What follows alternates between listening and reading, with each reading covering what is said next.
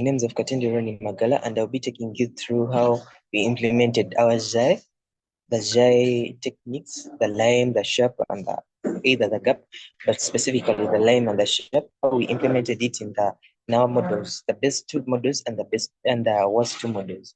Yeah. Specifically, I shall give an overview. First of all, why do we use XAI? What is the purpose of XAI? This one specifically, it enhances the transparency and trust by making the AI decisions processes understandable and accountable to users.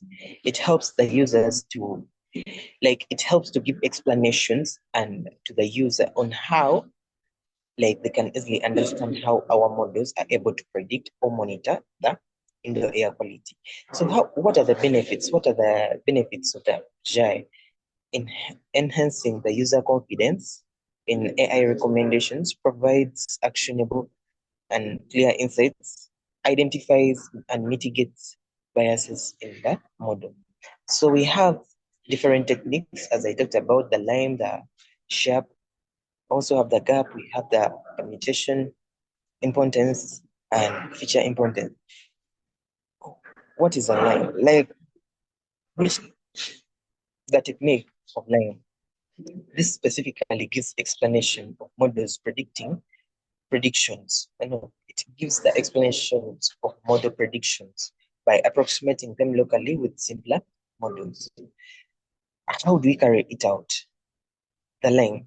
First, it creates a small changes to input data, gets the prediction for the altered data, then uses the weights to highlight similar data points, trains a simple model to mimic the original locally, then interprets the simple model for explanation. So here, how did we integrate lime technique for the GAT model? First of all, GAT is one of our best models. So here we can see that specifically it picked out the PM 2.5 and high PM picked out the PM 2.5. Here, it specifically, it explained the model decisions by approximating its behavior locally for individual instances.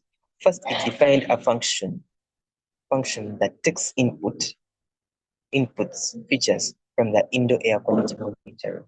Then it built a KNN graph for the data and feeds which are into the GAT model to get the class probabilities.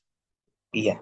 So this line specifically was used in the Lime tabular explainer to create an explainer for the classifications. So it gave us this diagram to show that the PM 2.5, like the high, if it's approximating to 0, that means it will be high PM 2.5. And if it's approximating to 1, like as you can see here in 0.7, that means it's approximating to a low PM 2.5. The probability is too low. Then we can see each features. So here it picked out some features like the PM10. So it was in really negatives. That means that the high, it was high. The PM 2.5, PM10 and PM 2.5 and the carbon dioxide were high. Then the ones that you see in blue were less, like low, like the temperature, the VOC, and the humidity. Why is the VOC in negatives and why is it low? Okay, like according to the predictions, when the low is extending towards the negatives or like it's within the negatives, that means that like the volatile organic compounds are really low. Then it's extending within the ones or above, that means it will be high.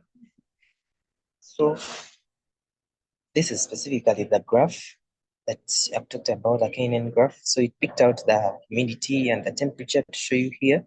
Then the PM 2.5, PM10, and carbon dioxide, the levels at which they can be good, or if I'm talking about the PM 2.5, 0.3 to 0.45, that one equates to a quite good, or high. Then PM10, 0.28 to 0.47 will be high. Humidity and temperature and VOC, all of them, they will be high. if they extend to negative 0.04. Thank you very much. I'll let my other group mates take you through. I've been Katendo Roni Magala. Good evening. My name is Nantongo Jaslyn Madrid, and I'm going to take you through the line explanation for the TCN model. And here, basically, this is a horizontal bar graph, and it shows the importance of each feature in contributing to the indoor air quality prediction for a specific instance from the GAMS indoor data set. And here, we look at the bars. As we see, we have the blue bars, the light blue bars, and the brown bars. So here it shows that carbon dioxide was the mostly predicted feature because it has the longest bar. So it's the one that mostly affected the model's prediction, and it affected it negatively. When we look at the brown bar, that's for PM2.5, it affected the model's prediction of air quality positively. So basically, it's the sharply additive explanation, and it is used to explain how features like temperature, humidity, or pollutant levels contribute to the indoor air quality predictions. So here you select a specific prediction, for example, carbon dioxide, humidity, and then you compare outcomes with and without each feature to calculate their contribution. So here, aggregate feature impacts are done to determine their influence on the prediction. When we continue,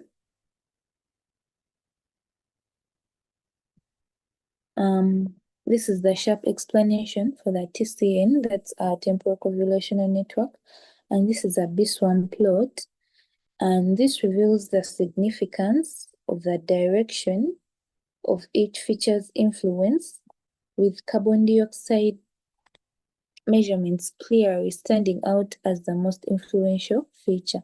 So here, the red dots increase the prediction, while the blue dots decrease the prediction, as we're seeing in our B-swarm plot.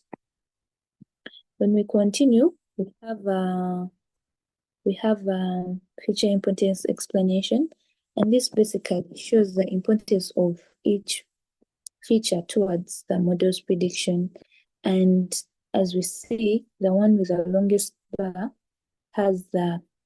it was the one that was highly predicted. So here, the horizontal axis represents the sharp values, which indicates the impact of each feature on the model's output. And then the longer bar means that a feature has the feature has a more significant influence on predicting air quality.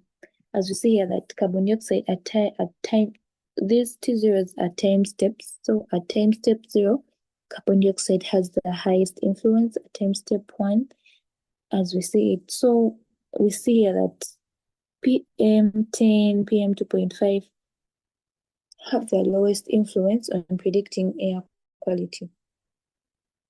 When we continue, we also have a force plot, and this force plot basically is for the first output prediction. And here we are saying that, remember, our data set has features. It has 6 features, that's carbon dioxide, humidity, volatile organic compounds. So basing on the first feature, it could be carbon dioxide, it could be humidity. So here, the first plot illustrates how the TCN model predicts. Let's say the first output was carbon dioxide, so it predicts a carbon dioxide value. As we look at the scale of negative 0.09 for sample 0, And starting from a base value of 0.157, so these negative contributions, those are the blue arrows, highlight that the past temperature trends strongly lower the predicted carbon dioxide for this specific sample. And this reflects the model's sensitivity to environmental conditions over time, or to the indoor, inside the building over time. When we continue, we also have a waterfall plot, and here a waterfall plot it also shows details of a specific feature. And so here we are basing on carbon dioxide, so it shows the details of the carbon dioxide prediction for sample 0. And here, dropping from a base value of 0.157, as we are saying, to negative 0.091, with all features pushing downwards. Those are the blue bars, like the digits. The negative, we see them here. So, with the features pushing downwards, those are the blue bars, the plot underscores the significant role of historical temperature and recent carbon dioxide levels in lowering the predicted carbon dioxide for this sample. So basically, that's the waterfall plot. Thank you very much. I hand over to the next presenter.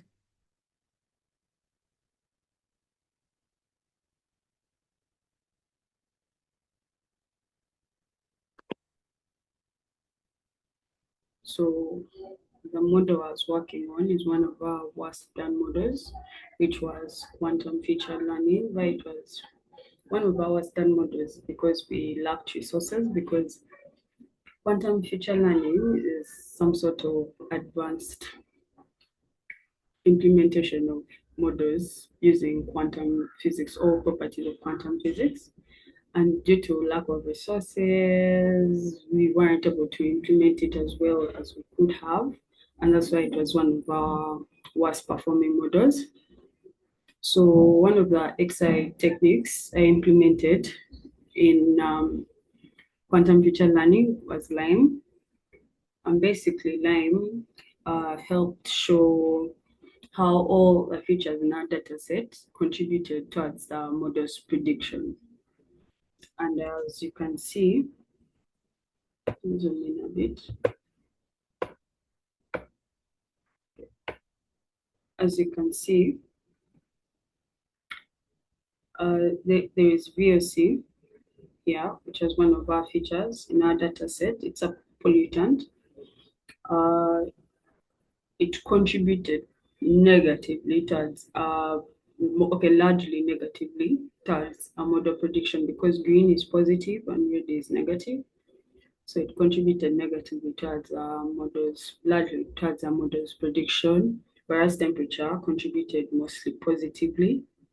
Okay, not mostly, but moderately positively. And then particulate matter 2.5 contributed a little, same as particulate matter 10 contributed a little positively. Then, as you can see, carbon dioxide and humidity didn't contribute at all, they were neutral. So what this goes to show you is that there was some overfitting to VOC in this model, this particular model. And this was for instance 10, which I didn't include the other instances I had looked at, but when you look at the graphs, they were similar to this one.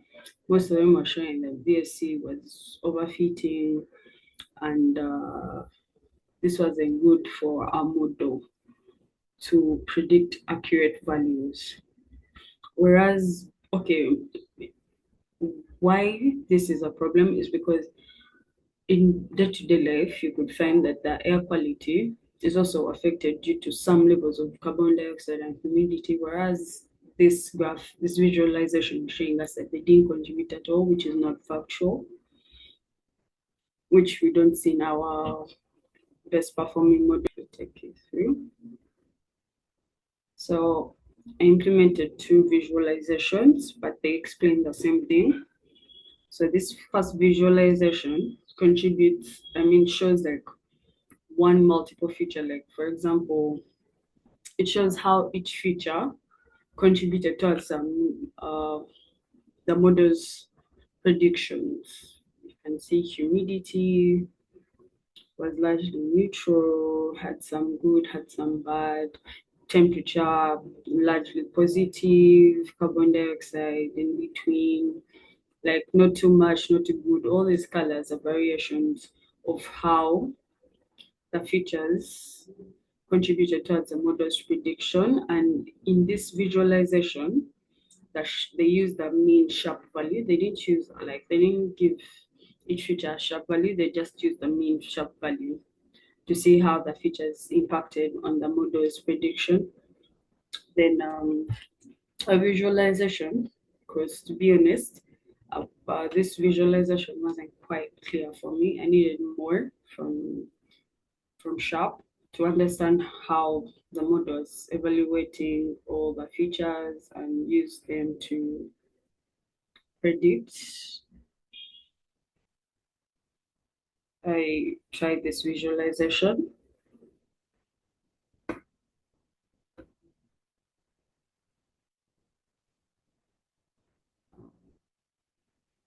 This is the clearest I could get it to.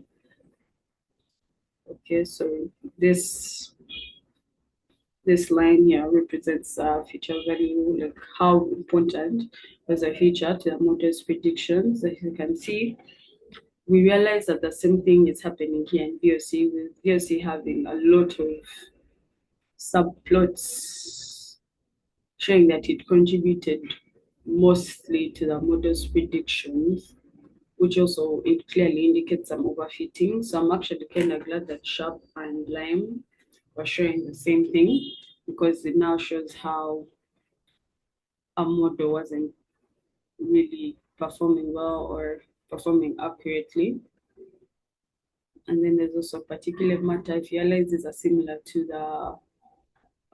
the results we got in Lime, but the difference here is that in Sharp, they show some how carbon dioxide contributed a little bit, then temperature, same thing, humidity, whereas in Lime, there was like 0 to no contribution from both humidity and carbon dioxide, which is not the case for Sharp. But yeah, that's all I have to say. Thank you so much. I'd like to go on to my next colleague to explain the rest.